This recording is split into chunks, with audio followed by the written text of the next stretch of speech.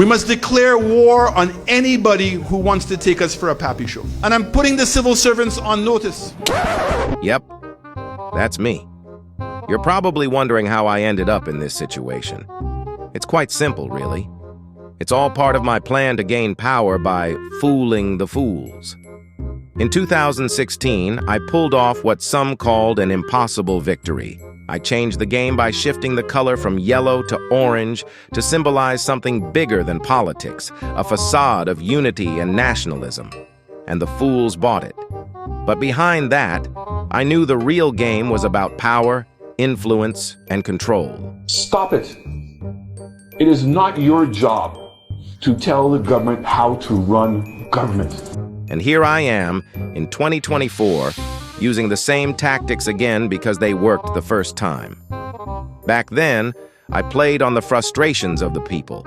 I told them there was a hidden tax on gas, $6.80 per gallon. It was a rallying cry, and it worked. The Orange March of January 2015, when Chasney, as then political leader of the United Workers' Party, led a demonstration through the streets of Castries, accusing the SLP administration of raking in a $6.80 profit on every gallon of petrol sold, despite emphatic denials that this was not the case.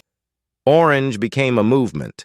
But when I became Prime Minister, the truth came out.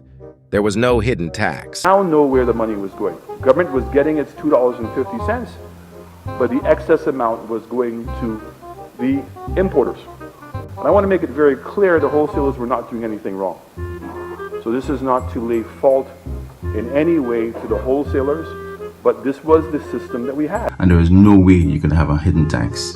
And yet they persisted in that for so long and had people believe it, and they marched the streets. And today, he's now claiming that this perceived, in fact, to use his words, people who were worrying where the savings were going to, and now we know it was going to the importers and not the government. I think he owes the public an apology. Yet by then, it didn't matter. I was already in office. I could do as I wished. My orange plan had worked. Now I'm in opposition. I'm doing the same thing to get back in office. I conveniently don't speak about the global oil prices that had plummeted during my term. Did Labour Party promise to keep gas and cooking gas prices high? Is that a promise that they made in their manifestos? Because that's exactly what we've seen. That despite the fact that world prices for cooking gas and world prices for gas have come down, that this government has maintained a policy of high prices.